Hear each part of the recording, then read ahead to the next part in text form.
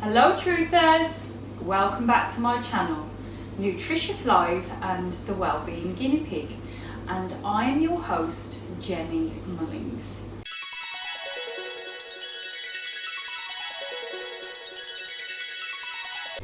So today is a very spontaneous one because the kids are off, so I thought to myself, I'm not going to do a video today because you'll probably hear noise, and then I thought, sod it, kids are going to create noise. Obviously I'm in the kitchen, so the appliances are on. I just thought to myself, I'm just going to always keep it real. Hello there, beautiful souls. I hope you're having a wonderful day. This is Jenny at Nutritious Lives. And just a quick one to tell you I'm splitting this video up into two parts, which is nothing new. And this video is all to do with circumstances and why they do not matter while you're manifesting. So I hope you enjoy this video. So as I say, part 1 and part 2. And I hope you have the most amazing day. And before I start about this video, which is, I'm going to lead on to it. The other thing is, what I've toyed around with is maybe scripting stuff and thinking, I think I should script stuff because I always go off on a tangent and people have said to me, script stuff, script it. And then I thought, no, that's not me. I'm going to always speak spontaneously. What I tend to do is say, right, what's my intention for this video? And as I say, it's very spontaneous. So my intention was to do a spontaneous video about manifestation and circumstances and why they do not matter. So that's exactly what I'm going to give you. And if I waffle on and it goes on, well, I waffle on, right? This is me and I'm going to give you me, authentically Jen. So today's video is going to be just that, about circumstances and why they don't matter when it comes to manifesting your desires. And this is a process for me to actually learn this side of things, because we do actually believe that circumstances matter.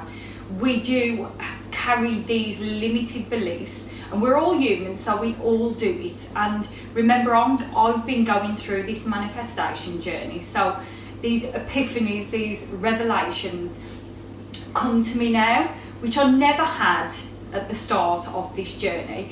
But if you're just coming to this manifestation journey of your own, you're at the start of it, that's exactly where you need to be. And like I said, the epiphanies that are going to come to you will come to you as you go on this journey, but you're at the start. So I just want to help you, because I think I'm still going through my journey. So someone who's gone through a manifestation journey and they are basically living in the end, in the wish fulfilled, and they have their desires, they're in a different place to me, right? So we're all on this manifestation journey, if that's what you choose to believe in and go on that journey. We're all at different stages. So I'm at this middle stage where I'm understanding so much more. I'm applying the practices and I get it. It's clicking, it's all really clicking into place. But if you're at the start of this manifestation journey, be at the start. But what I want you to understand is that your circumstances, if you've wrote down what you want, what your desires are, if you've scripted that I'd like to be a millionaire, right? Whatever, just throwing it out there. I would like to be with the man, woman of my dreams, and this is what it is. That is who it is. And it could be that you've never experienced anyone like that in your life, but that is your dream man, your dream woman, your dream career, totally different to anything that you've ever experienced. That's okay. Your desires desire you. You've just never experienced it, but you can have it, right? So just dream for now, because that's all you feel like you're doing at the start. It's a dream. It's you putting it out there. And I'm going to use a couple of examples that, as I was just getting ready, I kind of thought, keep it real, Jen. Keep it authentic. Be humble. Be real, and be you. And of course, doing that, I'm going to always give you my insecurities and things that at certain points I wouldn't talk to other people about, because, like I say, you're giving that real vulnerable side. And my limited belief was, if you're too vulnerable, in the past, if you're too vulnerable, people will use it against you. They've got something on you. And now I kind of think, wow, like, that was so silly, because the more you are authentically who you are, the more embraced you are, and the more that people actually want to be around you. It's really appealing. So now I've totally changed that way of thinking. But anyway, I'm waffling, as I do. But I'm going to give you a couple of examples. So say, for example, I'm going to give you one with regards to going forward with Nutritious Lives and where I want to be in the wish fulfilled with that one, and also my own personal insecurity of my my body and the fact that I'm a girl, and we have these insecurities. We compare to ourselves to other women, and it seems to be a natural thing. But however, I don't do that anymore. I've stopped doing that. I'm really embracing who I am. So I'll start with that one. So growing up, I've never had a big bum, right? And ever since I was younger and I started developing, I always felt conscious of not having a big bum, right? So, but I've got a little bit of shape and I'm in proportion, but I think I was very aware of hearing a lot, and again, this is how we can affirm in a negative way. I would always hear about, bubble butt, anything where it related to having a big ass, right? I would always hear and go, oh God, I wish I had a big ass. I wish I had all this shape. These girls with the hourglass figures, it's like, that they look so lovely, it's so attractive, and look at me with no shape. I'm like, I used to say, my thing was, and I've got a 12-year-old boy's bottom, and I would laugh at myself because I thought, well, I'll get that insecurity out there to tell people so they can have a little giggle, the fact that, it's highlighted, look, I've got a 12-year-old boy's bottom, and secretly I'd be destroying myself, because I'd be like, nobody wants a 12-year-old boy's bottom. I was affirming for that though. I was saying that to myself. Nobody really wants a 12-year-old boy's bottom. Men don't find that attractive.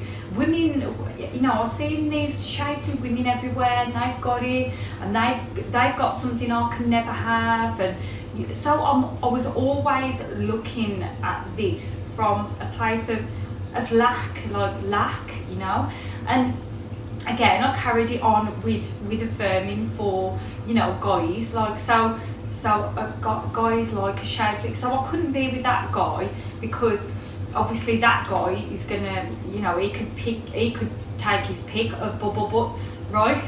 Why is he gonna want to have a 12-year-old boy bottom girl? Yeah. So I was totally destroying myself, and I've realised this now. That has been something that, not just now that I've changed, but I was affirming to change that anyway, just to look at myself in a way where actually, men don't really care that much about that. Yeah, they may say, oh yeah, it's a sexual thing that is instantly that they like, if that's what they like, but that isn't everything that a man bases being with a girl for. That is just one little minute part of it, but yet that was a massive focus for me, and I was really pushing away potentially people who would be very accepting of me with just being the person and the shape that I actually am, and so I realised this, that it's like, and changing my self-concept, so working on and affirming for actually just me being the person that I am, that I'm really funny, I'm full of energy, I'm the life and soul of the party, I'm deep, I'm spiritual, I love people, I've got a massive heart, you know, I can dance, I've got rhythm, like I'm every woman basically, right? And again, like I said to you before, this isn't being cocky, this isn't being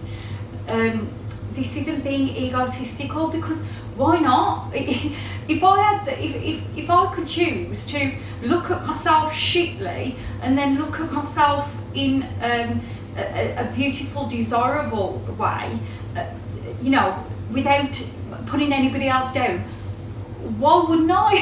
Like, why would I not err on saying, Jen, you're a fucking amazing, sorry, you're a beautiful, amazing person. You know, why wouldn't I do that? And so that's the conclusion I've come to. I've got a choice here. I choose to look at myself that way or that way. What feels better? That way. Of seeing the beauty within me. And then the more that I saw the beauty within me, in the sense that, yeah, and even then directly talking about my bum, well, yeah, it's in proportion with your body. You know, you look after yourself. You've got no cellulite. You know, it's still there. It's pert. It looks good. Like, what is the problem? And I'm not saying, again, I'm not putting anyone down who has got cellulite or has got a very shapely bum, because again, if you have the opposing thought towards that, affirm to accept who you are and say, I am attractive for my shapely bum. You know, men find this stuff attractive. You know, what I'm saying is, I'm not trying to say to you to do what I do. I'm saying, look at yourself that way. Stop those limited beliefs. And now, you know, now I see my bum for what it is, which is not a thing really. You know, I can style that. I can have the man that I desire, and he's going to desire me because he sees so many beautiful qualities in me, not just the size of my bum. So that I wanted to use that as an example, because I wanted to just drum home to you. This is one way that we stop someone coming into our life that potentially, you know, would fulfill our fantasies by the way that we push them away. And then the other thing, which I'm currently working on, which is a work in progress, because this is my end dream and goal when it comes to nutritious lives. So